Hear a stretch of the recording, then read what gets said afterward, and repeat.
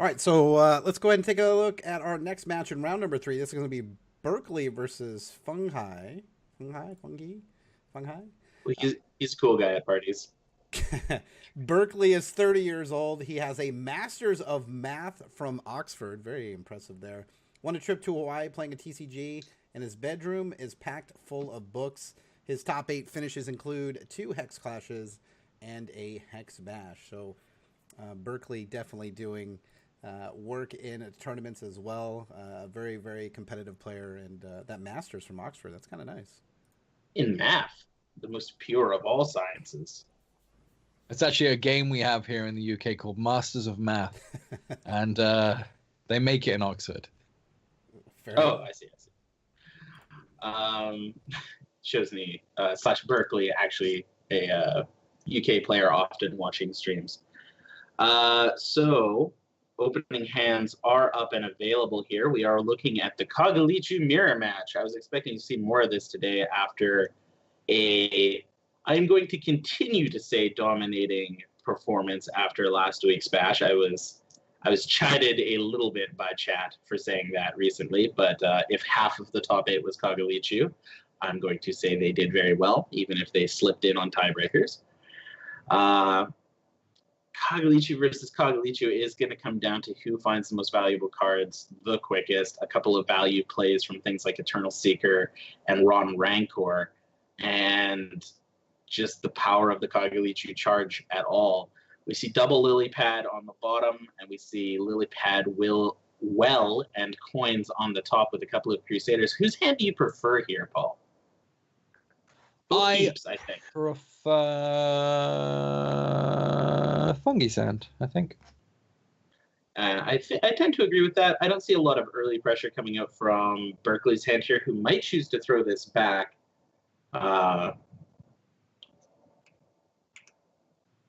Both players do choose to keep, actually. We're going to see in a second, but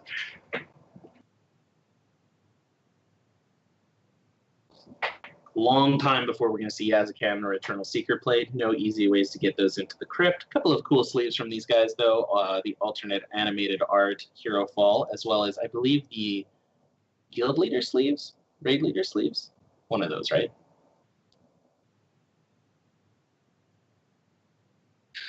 Dungeon Crawler, maybe. Perhaps. Yes, that sounds right. Acolyte of Shoku gets to come down. Berkeley has not found a resource yet, but that Acolyte of Shoku alternate art will grant them a resource at the start of the turn, so they can play the Ruiner Hierophant if it survives. Fungi, actually, now that I look at it, appears to have made a mistake on turn 1 and played a resource that did not give them a threshold. So they are now on just wild. Didn't catch that when it happened. It has happened, I believe, to everybody at least once. Bride of the Damned gets to come down. Blood Threshold removes Cottontail Explorer. These awkward slow shards not doing any favors for Fungi here. Yeah, necessary to keep the resource base going well. Double wild cards and double blood cards usually in both sides of the deck. I mean, at least double blood cards. I don't know how much double wild you're running, but worth noting as well that misplay on the shard, not getting a threshold, probably was also intended to be a slow shard. They probably thought it was a slow shard, and that's why this sequencing has been weird. Yeah. They probably thought it was a Shard of the Ancients. And it wasn't. We're going to see the Ruiner Hierophant coming down. So shows me he's drawn fairly well, finding the Ruiner and the Bride. Got to strangle a Rancor in hand. Things are looking A-okay there. And on the other side of the board, Fungi just a little bit behind in every given situation because of that early misplay. Even with what I would have called the more powerful opening hand with the double Crusaders.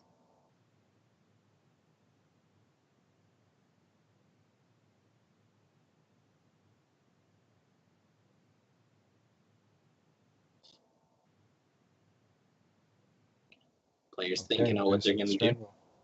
So that was the option there, obviously, to go for the Crusader, because the Crusader does block everything out here. But There's a lot of damage you take from the backswing if there's any removal in hand. Yeah. Plus the 2 from the Crusader itself. And, you know, it's Blood Wild, so there's going to be removal, right? Also, putting removal into the crypt does increase the chance of finding removal from the Kagalichi charge power. And I mean, you could make an argument for saying that more removal out of the crypt would be ideal here. So we might see Strangle into Kagalichi charge power with 2 Strangles in the crypt to try to find a 3rd Strangle, if that makes sense, you know, clear out the board entirely. We're actually going to see Rotten Rancor. There was an Eternal Seeker in the crypt that's going to come down, void out the Runier Hierophant. That's a big play here. And that leaves Shozni actually on the back foot. Without the extra resource from the Acolyte of Shoku, Rotten Rancor of their own is offline. Funghi putting himself back into this match. A little hard for me to check and look at all the crypts here while we were watching the matches. The spectator client is running on my side. Didn't see that Seeker ever find its way to the crypt, but glad to know it was there. Kagu moves in mysterious ways. But I honestly, like, the Strangle is, I don't know, like, the Seeker maybe not even necessary there, because Strangle would have achieved the same goal of not having the Runier pop out an Abomination afterwards. The Seeker gives you the benefit of there being a 5/5 flyer on the board that now has to be dealt with. Yeah. Thankfully, though, something that comes up in these mirror matches at least a little bit is your Eternal Seeker, let's say Shozni gets to play it, can choose 7, and it doesn't void itself because it does say all other cards. It is not one-sided, so in the case where Eternal Seeker chose 3, for example, all 3 Underworld Crusaders that were on the board until a second ago would be voided. But if you choose 7, your Eternal Seeker does not get voided, and your opponent's does, which is quite nice. Hero Full coming in, but nothing else. Nothing else can be played. Taking out that Seeker, getting rid of the other one, just doesn't want that flight damage being a problem here. Especially when you're on 4. And you've got a handful of cards that cost 6, 7, and 5. Yeah, we're going to see that Kagalichi charge power pick up it looked like maybe a lily pad. It's kind of hard to catch that when it's happening.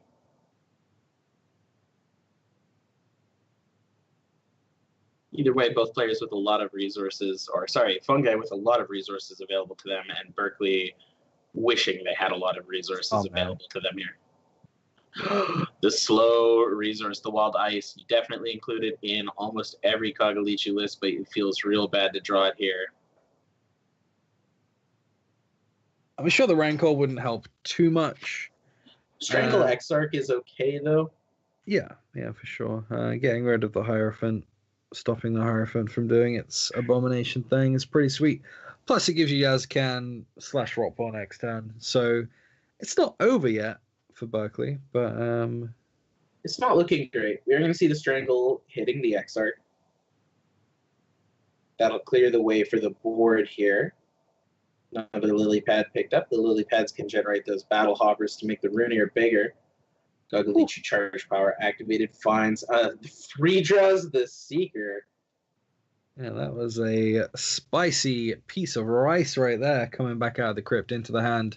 Exactly what he wanted to deal with these cards in Berkeley's hand. So yeah, a little bit of knowledge for those of you that are just coming to watch HEX, maybe haven't played these matchups before. The replay feature doesn't let you see, but every time these Kagalichi charge powers are activated, your opponent can see what you found out of your crypt. It's actually displayed in a pop-up. So Berkeley knows that it was the Eternal Seeker just drawn for Funghi there, knows he's going to have to play around that.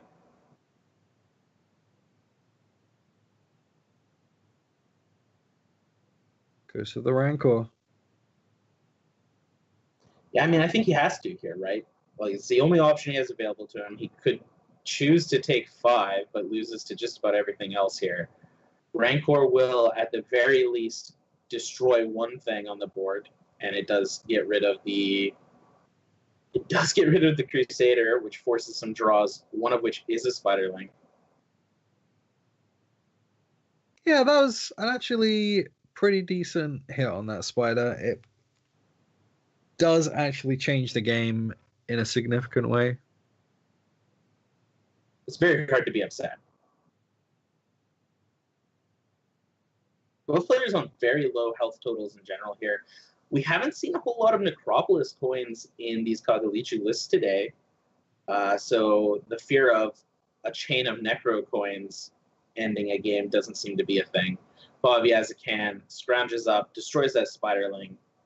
I don't know why a Shinhair has to scrounge up a whole bunch of dead bodies to be able to step on a spiderling, but so be it. Just doesn't want to get his feet dirty, I guess. Why do that when you can use magic? Yeah, and Berkeley Another slow shot? Oh, no. They really needed that to be a resource here that they could play one of the Seekers for to try to void out the board. As it stands, we can actually see the writing on the wall. Yazakan is going to come down, Turn's going to pass back. Hero Fall will remove Yazakan and will swing for lethal. But a regular, well, it's still lethal, but there was a spiderling. Yeah. Without the hero fall, the spiderling, like it was lethal if the Seeker was played. With the hero fall. Oh yeah, because I guess sorry, I keep thinking that Underworld Crusader is a 4-drop, because in my head, that's just what a 4, a 4/4 with a minor socket. Surely that wouldn't cost 3. But yeah, that spiderling would have mattered though if the hero fall wasn't there. So we see Berkeley dropping game 1. Game 2 is going to be ready to go here in just a second. Gotta say, I think a lot of that came down to the opening hand. Berkeley chose to keep, not to dwell on what a player might consider their own mistake, but chose to keep a hand that didn't really do a lot for a while, and appropriately got punished by not doing a lot. Right, so I believe these opening hands are going to be up on screen for you guys now. Berkeley, once again, 5 resources, a Rancor. At least they have an Underworld. Look at that Funghi hand, though. Oh. Yeah, and Funghi on the other side of the board, double Rancor, double Cottontail Explorer, and Underworld Crusader. So the synergy there being that so you've got 2 resources, which looks mildly unkeepable. But the Cottontail Explorers will do one of 2 things for this hand. They'll either find a bunch of resources and make them better, or they'll put things into the crypt that the Rancor can then take out later. It's a win-win. It's probably the best 2-drop available here for them. And they've got a Crusader on 3, and they're on the draw. Everything looks better in that hand than I would say it looks like it should in Berkeley's hand. But those Munsagi coins can do some work of the same value. The Munsagi coins can be discarded to put some cards into the crypt and draw another card. So we'll see if the Munsagi coins here help. Hopefully no player about to drop a well on turn 1.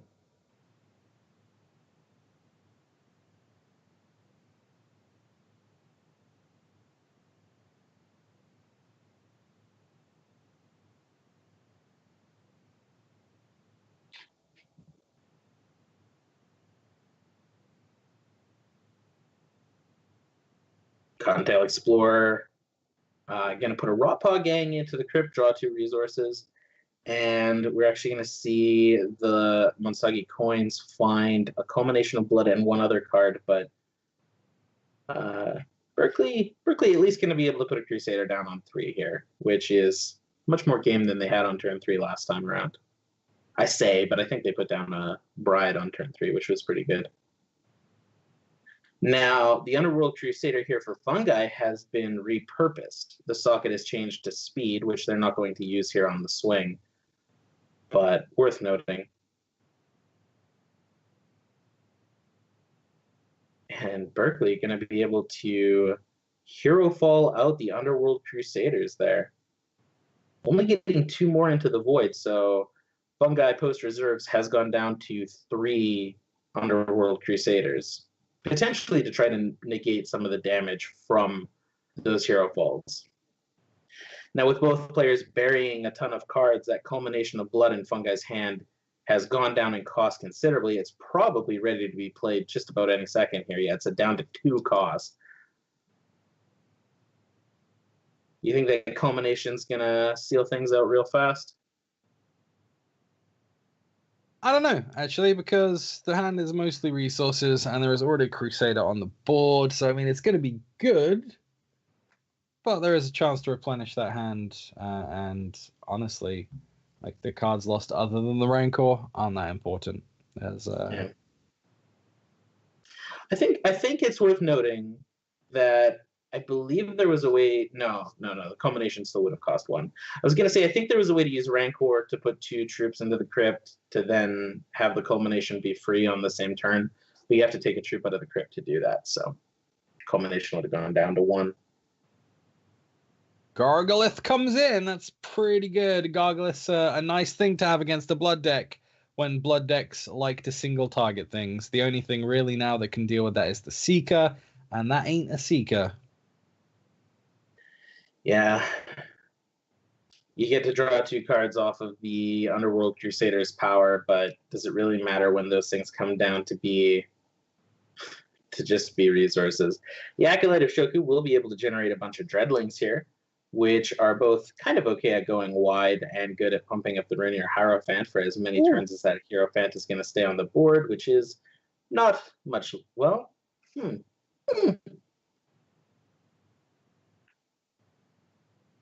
I mean, there is a hero fall still in that hand. Look at that hand replenishment. Oh, my word. So that went from, just a couple cards and the Hierophant side of the board looking relatively strong against this Gargolith into just, like, utter, complete switching of the board. So, look, sacrificing here to bring a Rockpaw gang back, and that Battle Hop is just going over to the other side. So we have a 6/6 and a 6/6, but we also have a Rancor and a Hero Fall in that hand. And he has a can as well now. That Battle Hopper is like a Game of Thrones character. It just wants to be on the winning side of the fight. I'm out of here. Goodbye. You're going to see the Hero Fall on the Rotpaw gang, which will steal the Rotpaw gang. Not sure there's much Berkeley can do here, having their Battle Hoppers ruthlessly retrained over to the other side. We see just the Gargolith swinging in here. Another Charge Power finds another Rotpaw. And Berkeley going to top a card they're very familiar with in this matchup, the Shards that have been plaguing them. And now we can, and they find 3 resources off the Cottontail Explorer. And at Fanteo, like, the Fanteo is very strong. Not right now, but it is a good card. Yeah, things are not working out. Not working out in Berkeley's favor. The culmination of blood really did help seal out the match. Just losing the hand and then having to play from behind there. The Crusaders found resources. Most of the draws from that point on were resources, and sometimes that's just the way the coin goes.